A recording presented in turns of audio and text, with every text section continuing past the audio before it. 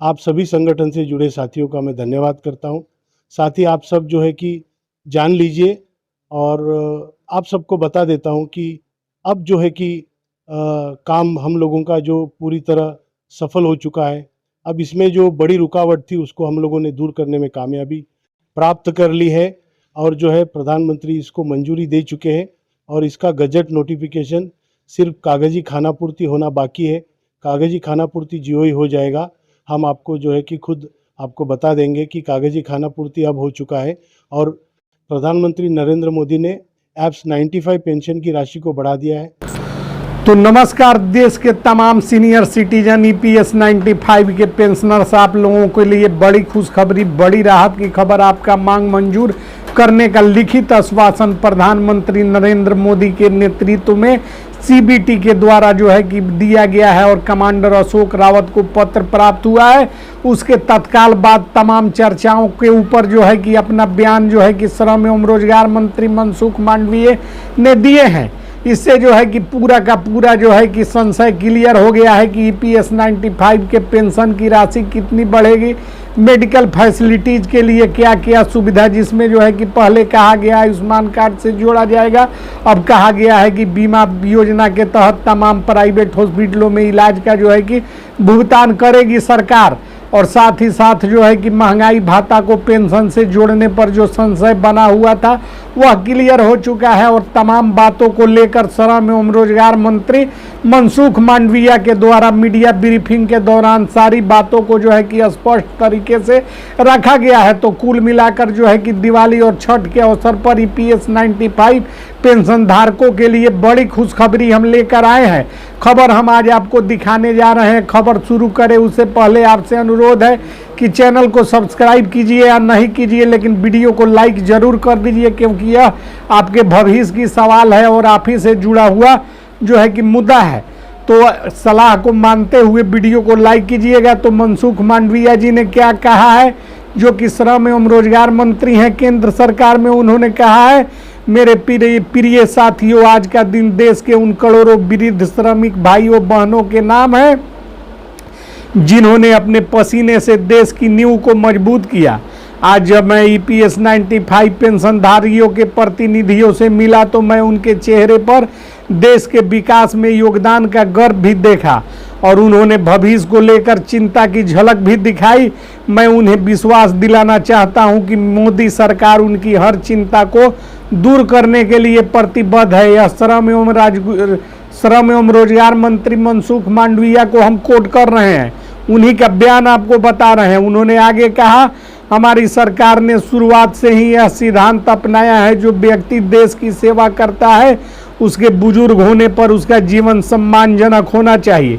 EPS 95 पेंशनधारियों की मांगे केवल आर्थिक नहीं बल्कि सामाजिक न्याय की मांग है, इसलिए हमने इस विषय को संवेदनशीलता से लिया है और ठोस कदम उठाने का निर्णय लिया है।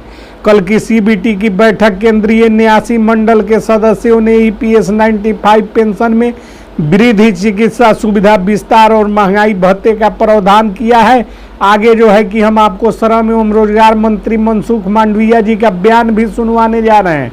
उनका पूरा बयान भी आपको कोट करके बता रहे हैं और सुनवाने का काम करेंगे।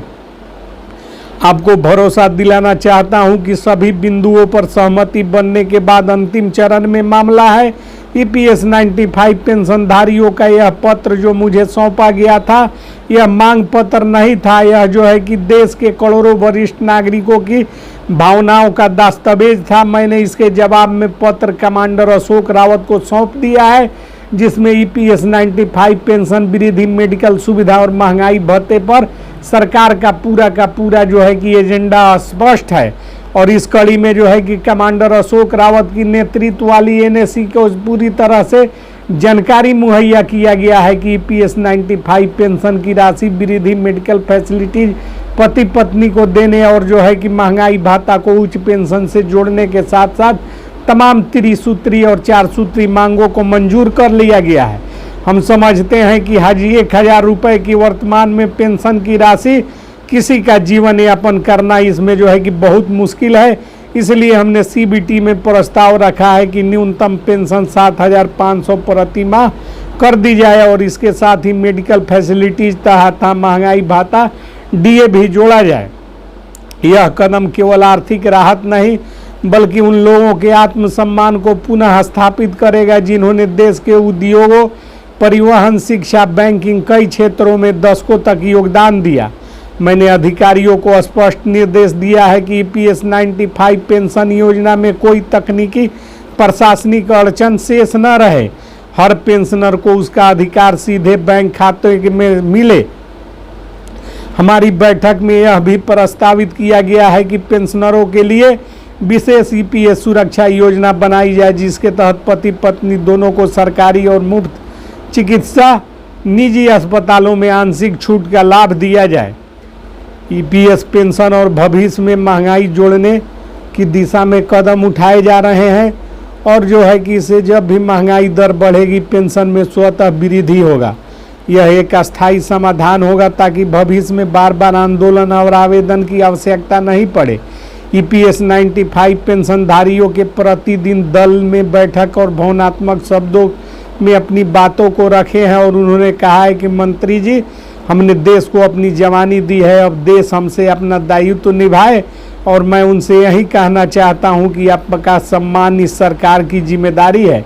मनसुख मांडविया के द्वारा बड़े स्पष्ट शब्दों में जो है कि सटीक तरीके से मीडिया ब्रीफिंग के दौरान सरकार का एजेंडा क्लियर किया गया है। उनकी जो है कि बयान को भी हम आपको दिखाने का काम करेंगे।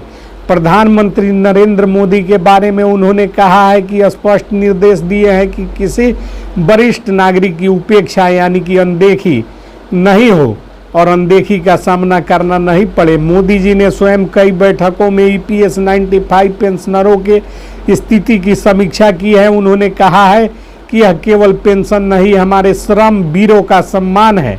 इस देश में हमने श्रम मंत्रालय, वित्त मंत्रालय, सामाजिक न्याय मंत्रालय के बीच समन्वय बढ़ाया है और वित्त मंत्रालय ने सिद्धांत रूप में सहमति दे दी है कि EPS पेंशन बढ़ोतरी को केंद्र की सामाजिक सुरक्षा योजनाओं के साथ जोड़ा जाए। मैं EPS 95 पेंशनधारियों को भरोसा देना चाहता हूं कि अगले महीने में इस संबंध में औपचारिक अधिसूचना जारी की जाएगी। सरकार की नीयत साफ है और विरोधियों का सम्मान राष्ट्र का सम्मान है। मैं सभी पेंशनधारियों से यह अपील करता हूं कि वे किसी अफवाह भ्रम में न आए। सरकार उनके साथ है और हर निर्णय पारदर्शी तरीके से लिया जाएगा। हम चाहते हैं कि देश के हर कोने में यह संदेश जाए और पेंशनरों को अधिकार मिलेगा, सम्मान मिलेगा।